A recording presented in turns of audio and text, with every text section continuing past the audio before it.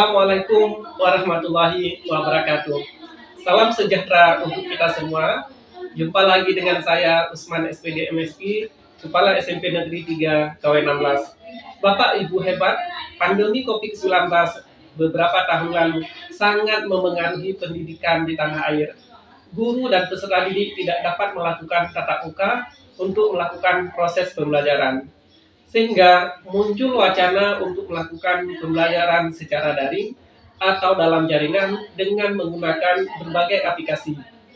Berdasarkan kejadian luar biasa ini, pemerintah Republik Indonesia melalui Menteri Pendidikan, Kebudayaan, Riset dan Teknologi membuat gebrakan dengan menyempurnakan kurikulum 2013 menjadi kurikulum prototip dan kemudian menjadi viral dengan kurikulum Merdeka. Kurikulum Merdeka merupakan penyempurnaan dari kurikulum sebelumnya. Hanya saja pada kurikulum Merdeka berbagai istilah muncul untuk menggantikan berbagai istilah pada kurikulum 2013.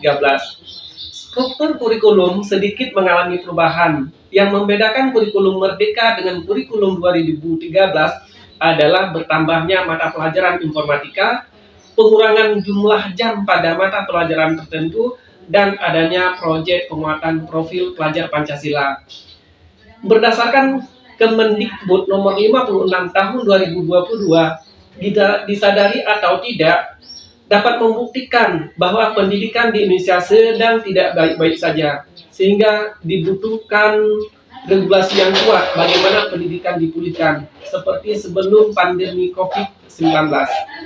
Bapak Ibu hebat, saya kutip dari laman kspsmdik.kemdikbud.go.id, tantangan yang perlu direspon oleh kepala sekolah sebagai pemimpin pembelajaran di satuan pendidikan agar dalam pelaksanaan kurikulum Merdeka dapat berjalan secara efektif dan efisien adalah yang pertama, tantangan kesiapan sumber daya manusia atau guru sebagai pilar utama pelaksanaan kurikulum Merdeka.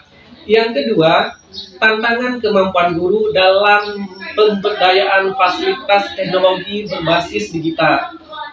Ketiga, tantangan untuk memperkuat jaringan komunikasi dan kemitraan antara satuan pendidikan dengan pemangku kepentingan terkait. Yang keempat, tantangan untuk menjalankan fungsi asesmen pembelajaran yang merupakan bagian terpadu dalam pembelajaran. Menyadari akan hal ini dan demi kemajuan pendidikan di Kabupaten Aceh Barat, tanpa menunggu instruksi dari atasan, saya berkomitmen untuk dapat melakukan pengimbasan implementasi kurikulum Merdeka di sekitar sekolah saya.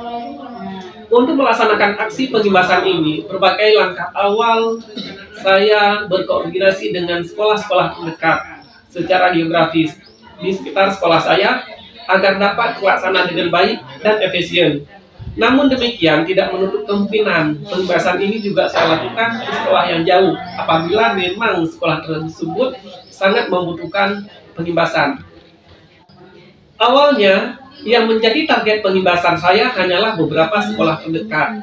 Namun, seiring berjalannya waktu, ternyata satuan pendidikan lain makin menyadari pentingnya pengimbasan implementasi kurikulum Merdeka, sehingga bermunculan satuan pendidikan lain untuk mengundang saya agar bersedia melakukan pengimbasan. Di akhir tahun 2024 ini, ada lebih kurang 16 satuan pendidikan yang sudah saya lakukan pengimbasan, baik pada jenjang TK, SD, maupun SMP. Dari pengimbasan yang saya lakukan ke beberapa satuan pendidikan yang ada di Aceh Barat, sangat berdampak terhadap kinerja tenaga pendidik di satuan pendidikan tersebut. Dengan adanya pengimbasan ini, pemahaman tenaga pendidik terhadap kurikulum Merdeka menjadi meningkat, sehingga informasi yang simpang siur yang beredar di kalangan pendidik menjadi lebih jelas dan terarah. Hal ini tentunya juga berpengaruh positif pada proses pembelajaran di kelas. Peningkatan pemahaman kurikulum Merdeka oleh tenaga pendidik membawa perubahan pada pola pikir tentang kurikulum Merdeka di satuan pendidikan masing-masing.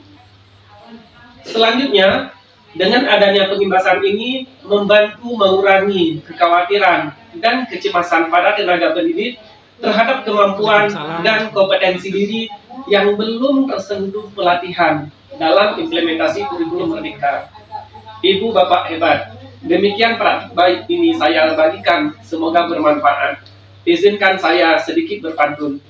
Jalan-jalan ke tapak tuan, Cakep. lebih dikenal dengan Kota Naga. Cakep.